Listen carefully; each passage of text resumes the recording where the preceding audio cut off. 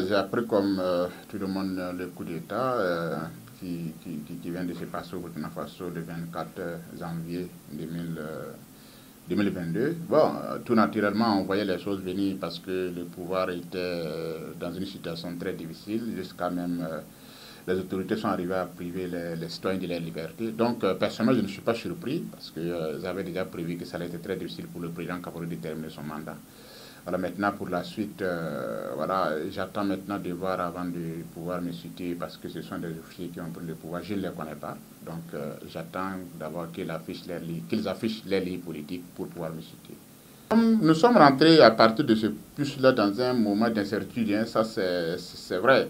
Et il appartiendra maintenant à ceux qui ont pris le pouvoir parce que, pourquoi ils ont pris le pouvoir, c'est parce que Roch ne répondait pas aux attentes du peuple. Et si on voit aussi les réactions des uns et des autres souvent pour soutenir ces officiers-là, c'est parce qu'ils estiment que le pouvoir de Roch Kaboré ne répondait pas aux aspirations du peuple. Et selon eux, les militaires sont venus pour redresser d'abord avant tout pour s'occuper de la sécurité. Et effectivement, c'est évident. Si d'ici là, ils n'arrivent pas à afficher une feuille de route de rupture, une feuille de route qui permet vraiment aux populations d'avoir la sécurité, il va de soi que la situation pourrait dégénérer.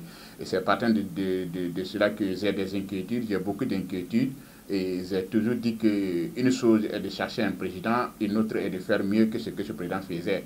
Voilà, moi je savais que le président Kaboré allait partir, mais après le départ du président Kaboré, on tombe dans quelle situation? Qu'est-ce qu'on va nous proposer pour sortir de l'auberge, comme j'aime le dire? Donc, en tout cas, pour le moment, rien n'est sûr, rien n'est certain. Je peux dire que le Burkina se retrouve encore dans une situation d'incertitude où rien n'est sûr, parce que aussi un régime militaire à tout moment peut être balayé par un autre régime militaire. C'est là aussi le danger des régimes militaires, parce que c'est toujours le plus fort ou bien le premier à tirer la calache qui prend le pouvoir. Donc c'est un moment d'incertitude, mais tout dépendra de ce que ces officiers vont nous proposer. La junte est capable d'apporter une rupture, je ne sais pas d'abord. Il faudrait que la junte affiche ses idées. Pour le moment, je ne voudrais pas les juger sur leurs capacités ou non. Mais une chose est sûre, aujourd'hui, nous avons un fossé entre les hommes politiques et les populations, les masses rurales, les masses laborieuses. Et même les masses urbaines, les jeunes même qui sont en ville, parce qu'ils ne sont pas sur la même longueur d'onde. On a une nouvelle génération, des jeunes qui veulent complètement rompre avec la France, et à l'air dépens, à l'air risque et péril pour aller de l'avant.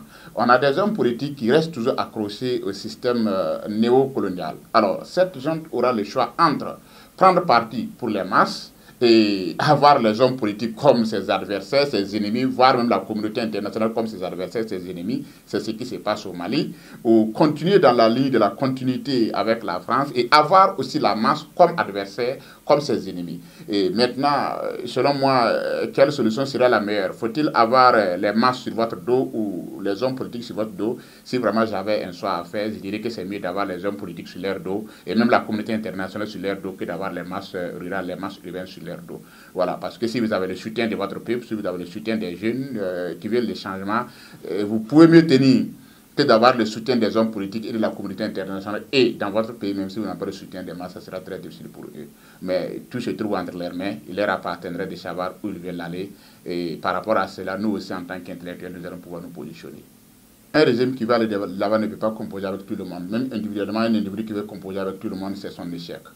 La junte doit s'assumer. Il ne s'agit pas aussi de venir instaurer l'impunité, ce que les gens aussi ne vont pas accepter.